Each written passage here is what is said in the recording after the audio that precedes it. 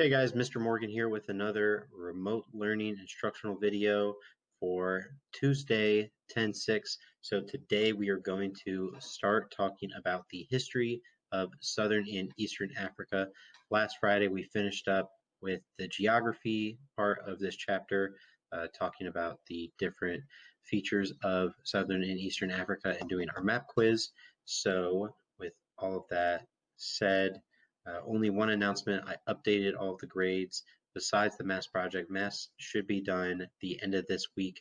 I should have everything graded. I'm about halfway through things right now, and I don't want to put everything in until I have everyone's graded. So besides that, everything else should be up to date. So unless you are sending me something as I am recording this, I have all of the grades in the system. So if you have something that shows is missing, it's because you have not given it to me yet. So make sure you get everything done.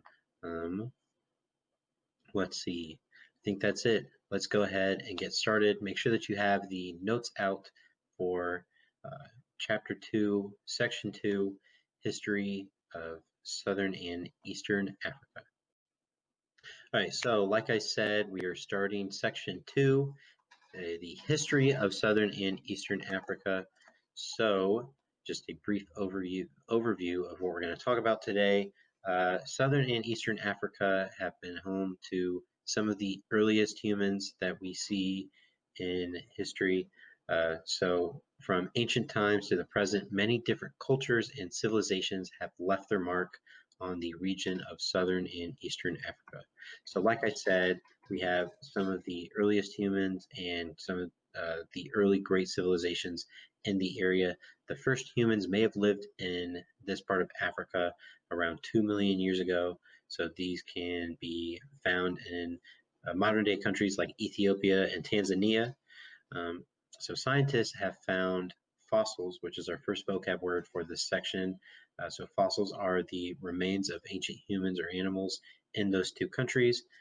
So they find these fossils, and they have found fossils from all over the world, whether it be tools or actual remains of humans, and they can date them back to around 2 million years ago. And they, through all of these fossil remains, they have brought everything back to this one area in Eastern Africa. So most of the early humans lived in warm places and then moved around from there in search of food. So they followed the migratory patterns of different animals and moved from one place to another in a nomadic lifestyle. Early humans spread out from Africa to all of the other continents, and we can see today that all of these different continents and all over the world we have humans. They can all be traced back to Eastern and Southern Africa. So we're going to start by talking about a couple of different civilizations, starting with the Nubia, or the Nubian civilization. So this is the first civilization that we see in the area in modern-day Sudan. If you remember, Sudan is in the northern part of this region. It's actually the northern tip of Eastern Africa. So the Nubia civilization became a center of trade and traded primarily with its neighbors to the north, ancient Egypt. So they traded a bunch of different goods and items, as well as skills and technologies. So as they traded between the two groups, they found out different things that one knew and the other didn't. They shared these informations and different practices, and we can see that over time, both of them started to grow and get smarter and more advanced by trading these things. This is a common theme that we're going to see throughout each of these civilizations throughout this section. So the technologies and skills that they learned from one another, they spread between the two, and then they eventually would spread throughout the rest of Eastern and then Southern Africa. Most important of these would be iron making. So the use of iron tools, which were better equipped for all sorts of things, whether it be digging or farming or just anything. Iron was incredibly important at the time, and it was one of the largest advancements when it came to technology in this time period. So we're going to go on and talk about the Axum people now. So they were located in modern day Ethiopia, and the main focus of the Axum people that we're going to talk about is their ports along the Red Sea. So we're going to see time and time again the trade, not just between people in Africa, but throughout the rest of the world, is going to focus on trading ports along the coasts of Eastern Africa and then Southern Africa.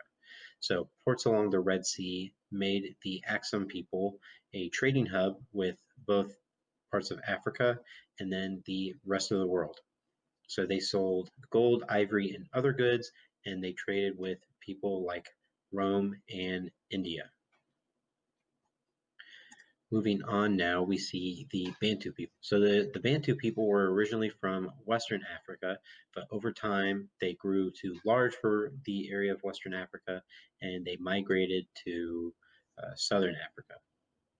So as they migrated there, they started to meet other people, and they brought with them their farming methods like raising cattle and the use of the iron tools, which they got through trade. The iron tools eventually made it to Western Africa, and they brought them to Southern Africa.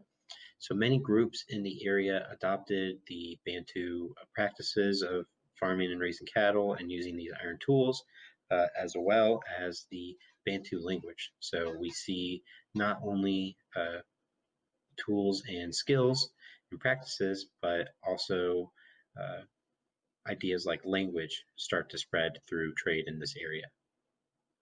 So this was around 500 AD or 500 current era, so just 500. Around 900 years later in 1400, we see the great city, the city of Great Zimbabwe. So this was founded by Bantu speakers, and eventually it grew and grew and grew into the Great Zimbabwe. So Great Zimbabwe traded with eastern ports along the coast, as well as through these port cities, traded with China, India, and Southeast Asia. So we're seeing spread and connections throughout a larger chunk of the world through trade in this region. The remains of Great Zimbabwe can still be seen today, even though they date back to all the way back as far as around 600, 700 AD. So the main thing that we can see is the center of the city of Great Zimbabwe. So the main large buildings in the center of the city, as well as the massive walls around the city center. Moving on now, we see Arab influence. So Arab influence isn't in the form of a massive empire or a great civilization like we see in a bunch of these other ones. They're more in the forms of small or slightly smaller trading towns and ports. So Arab traders near eastern ports, as well as traveling through the Sahara Desert in the north, brought with them many different ideas. So they mainly traded through the African island of Zanzibar off the eastern coast, a small island. They used the island of Zanzibar to tie themselves to another major trade network between the Mediterranean, India, Southeast Asia, and Eastern Africa. So the Arab traders brought with them their ideas of art, religion, language, and then cultural influence. So not as much any major technological advancement, just as much as their ways of life and things like growing cities and architecture. And we can see that in all sorts of things, even things such like simple as doors. So a lot of the doors that we have in America are pretty plain. If you think about doors in like classrooms, it's just a wood door with a window on it. Their doors are adorned with all sorts of designs and art and are really ornate. And so just simple things like that as a part of the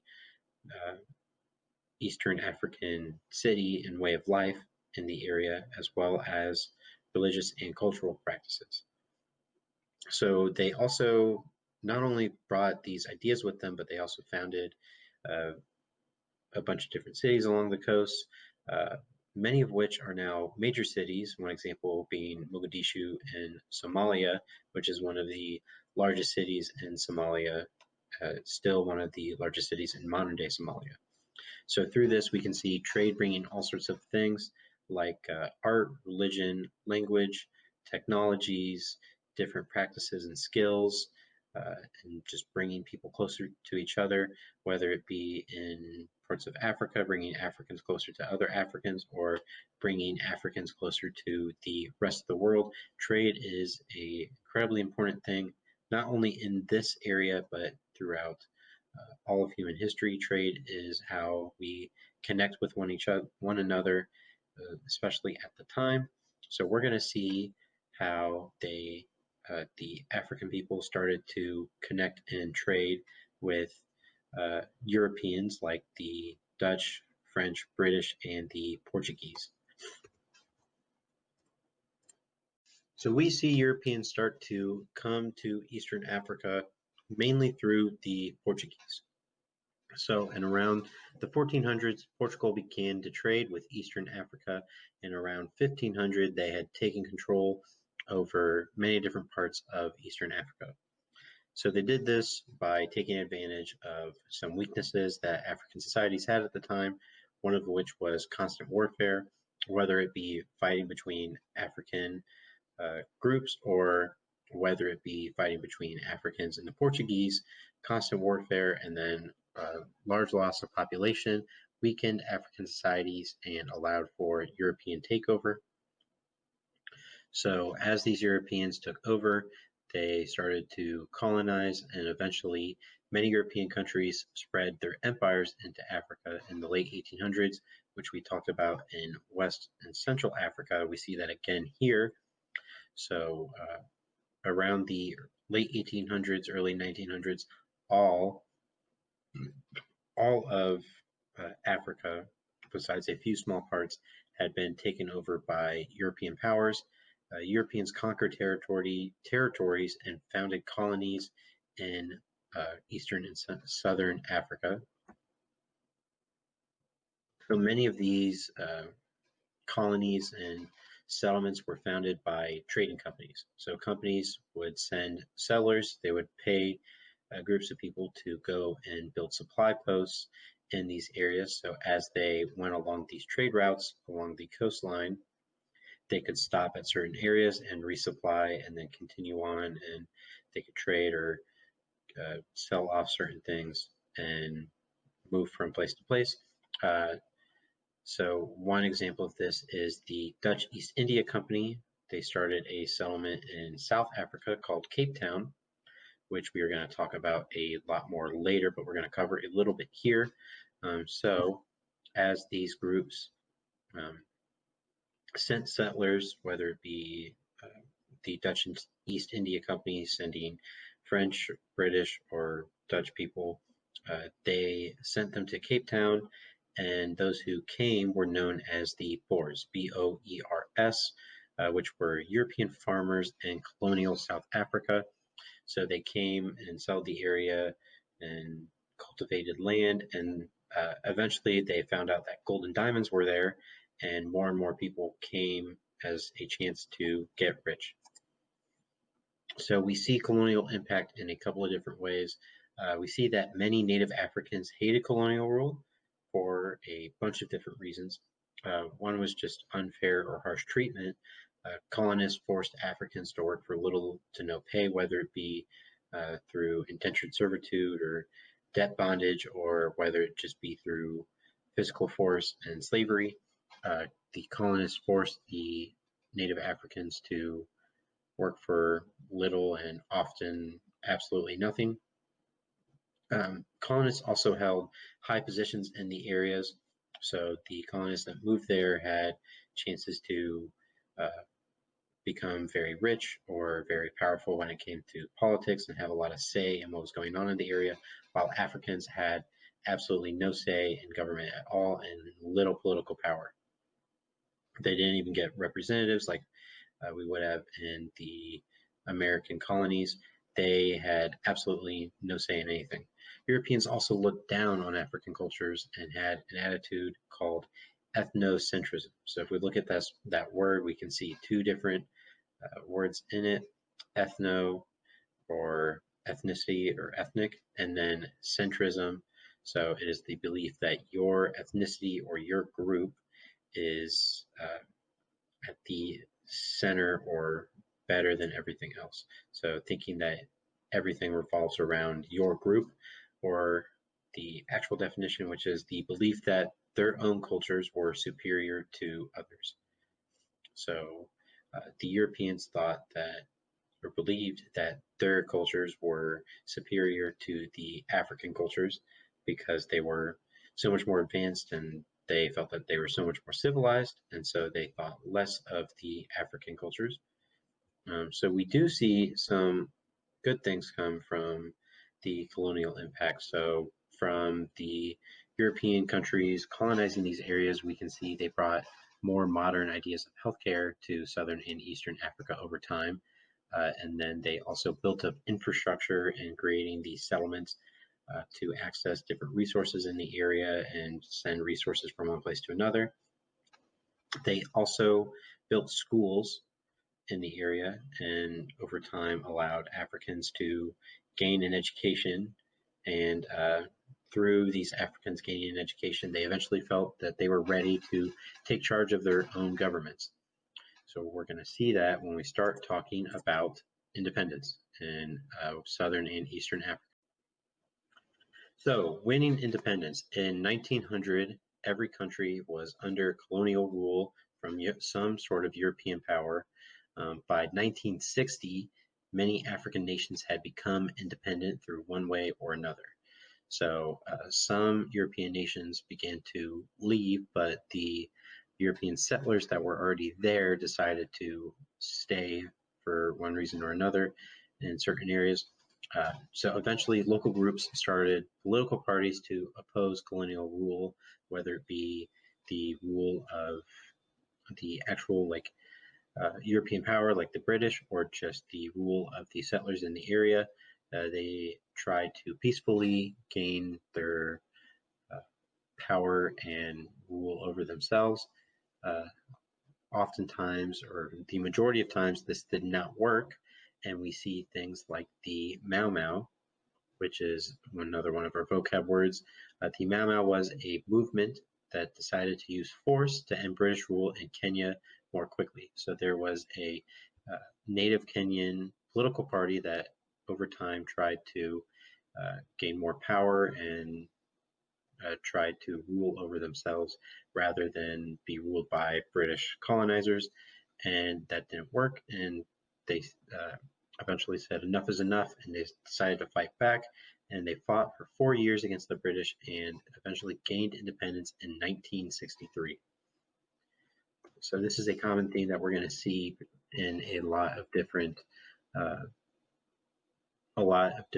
African countries, although we do see a bunch of varied experiences after independence. So one example is Zimbabwe was ruled by white settlers, while Kenya was under black majority control. So some people or some countries were able to gain more control and through the black majorities, whether it be because settlers left or any other number of reasons. We also see the different governments. So Namibia had a very stable government and was able to grow a large economy, while Somalia went through a great conflict after gaining independence, whether that be because of civil wars or economic strife or dictators. Some countries went through a long period of conflict. Another couple of trends that we see is urbanization and industrialization. So these were two important trends in the areas. Factories were built in major cities over time, and eventually rural people would leave their traditional lives and leave the farms in order to find work in these factories and grow cities over time. So they would leave their old way of life and try to start a new life in major cities. So that is all for today. Tomorrow we are going to finish by talking about South Africa, apartheid, and Nelson Mandela some more. We're going to cover him a little bit in our notes and then do our timeline. And then the rest of the week, we are going to really do a lot of research and reading about Nelson Mandela and his life, because he is incredibly important and super interesting to read about. So with all that being said, I think that's all that I have for you today. Make sure you get these notes done. Go back to anything you need to. I will see you guys tomorrow. Bye.